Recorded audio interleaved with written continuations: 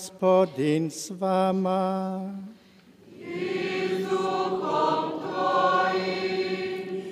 Čitanje Svetog Evanđelja po Luki. Slava tebi, Gospodine. U ono vrijeme posla Bog anđela Gabriela u galilejski grad imenom Nazaret k djevici zaručenoj s mužem koji se zvao Josip iz doma Davidova, a djevica se zvala Marija. Anđel uđe k njoj, reče: Zdravo, milosti puna, Gospodin s tobom. Na tu se riječ ona smete i stade razmišljati kakav bi to bio pozdrav. No anđel joj reče: Ne boj se, Marijo, ta našla si milost u Boga. Evo, začećeš i roditi sina i nadjenut ćeš mu ime Isus. On će biti velik i zvaće se Sin Svevišnjega. Njemu će Gospodin Bog dati prijestolje Davida, oca njegova, i kraljevat će nad domom Jakovljevim uvijeke. I njegovo kraljevstvu neće biti kraja. Na to će Marija anđelu: Kako će to biti kad ja muža ne poznajem? Anđel joj odgovori: Duh Sveti sići će na te i sila će te Svevišnjega osjeniti. Zato će to čedo i biti sveto, Sin Božji. A evo, tvoje rođakinje Elizabete, i ona u starosti svojoj zače sina, i njoj nerotkinjom prozvanoj ovo je već 6. mjesec. Ta Bogu ništa nije nemoguće. Na to Marija reče: Evo službenice Gospodnje, neka mi bude po tvojoj riječi. I anđel otiđe od nje. Riječ Gospodnja. Slava tebi, Hriste.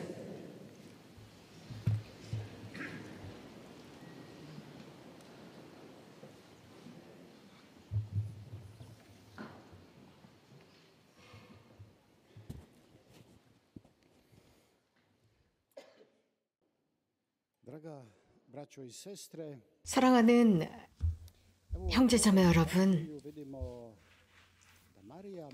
방금 들은 복음 말씀 속에서 우리가 볼 수 있는 것은 젊은 처녀 마리아, 사회적인 어떤 지위도 지니고 있지 않은 처녀 나자렛이라는 전혀 드러나지 않는 한 시골 마을에서 천사를 만납니다.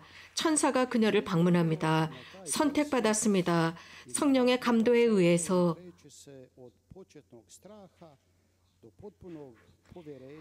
잉태 소식을 듣습니다. 이 소식을 들었을 때 처음 두려워합니다. 그러나 완전한 신뢰를 표현합니다. 하느님의 계획 앞에 완전한 신뢰를 보여주고 있습니다. 이 사건을 봅시다. 가브리엘 대천사는 나자렛의 동정녀에게 말을 건넵니다. 은총이 가득한 이여 기뻐하여라. 주님께서 너와 함께 계시다라고 했습니다.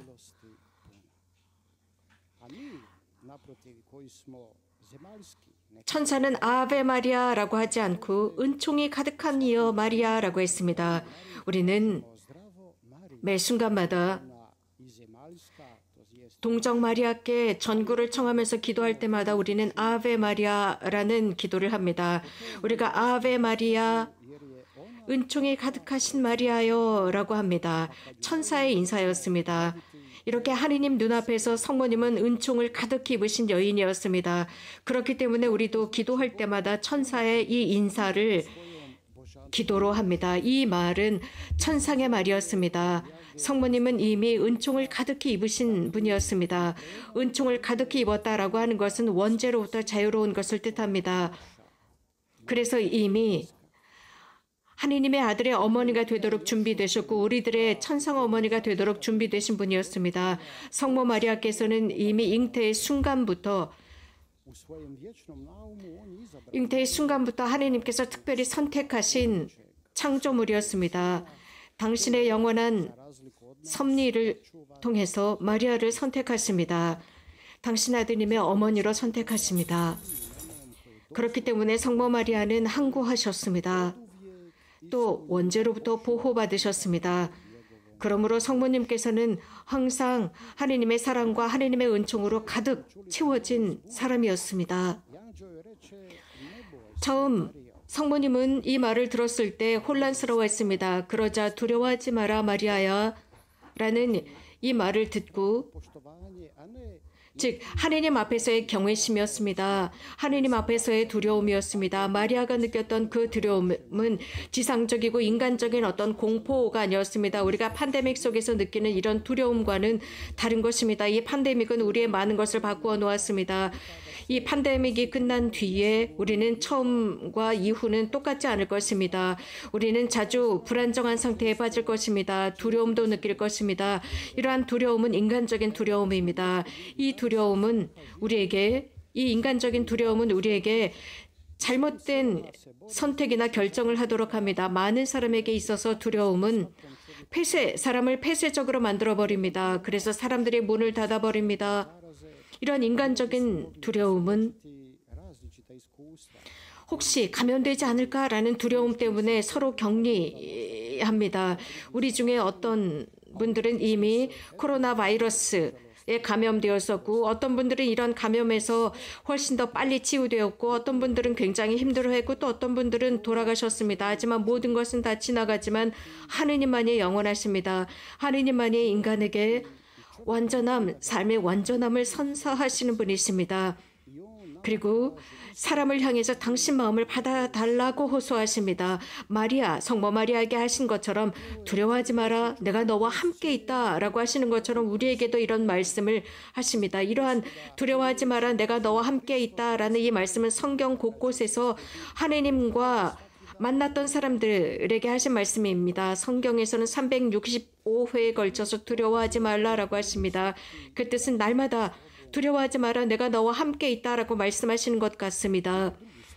내가 어두운 골짜기를 지난다 하더라도 내가 너와 함께 있다라고 하십니다.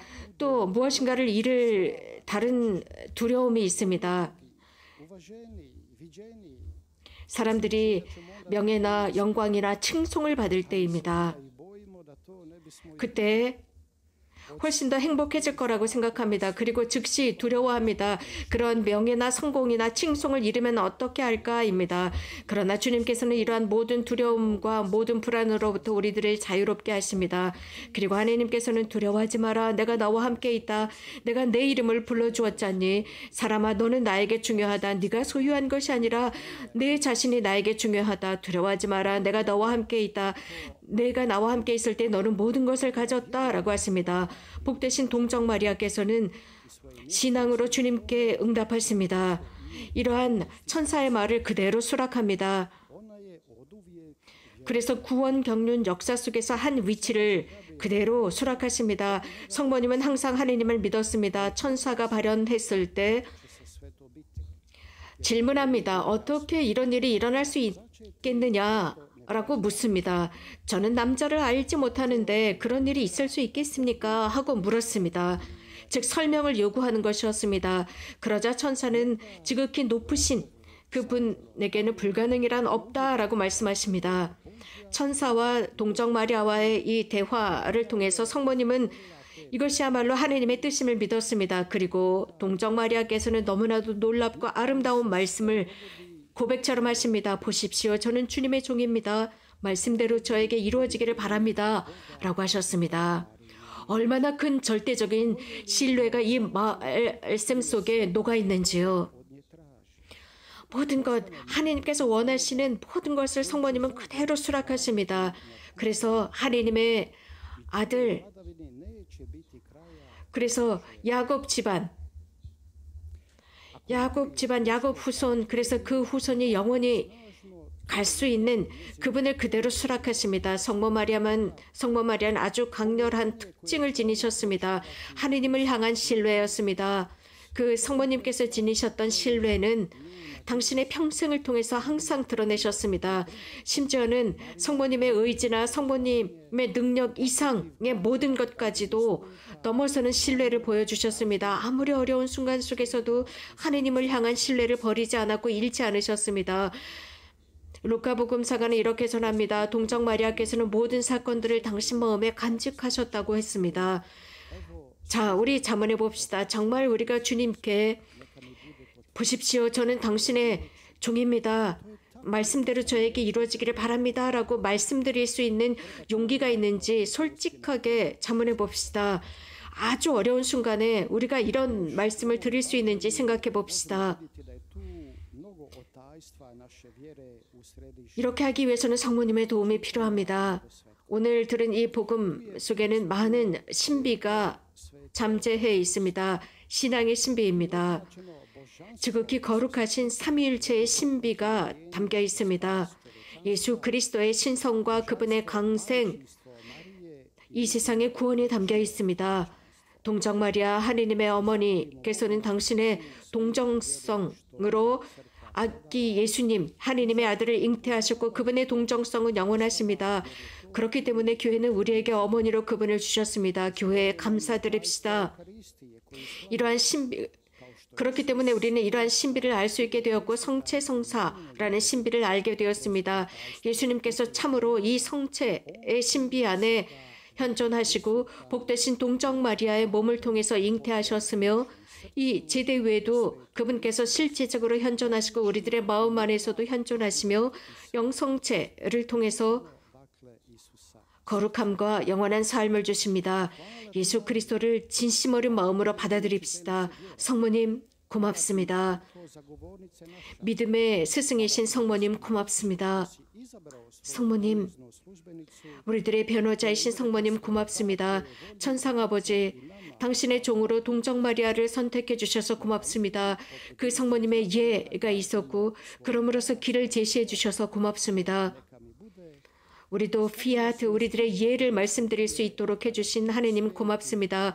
나자렛의 동정 마리아처럼 하느님의 뜻을 섬기는 사람들이 될 수 있도록 하시고 성령을 통해 신앙의 증인들이 되게 해주소서. 이 세상에서 신앙을 잃어가고 있는 이 세상, 미래에 대한 희망을 잃어가고 있는 이 세상에 신앙의 증인들이 되게 하소서. 복되신 동정 마리아의 전구를 통해 모두 그것을 사랑으로, 희망으로, 신앙으로 바꾸게 하소서. 아멘.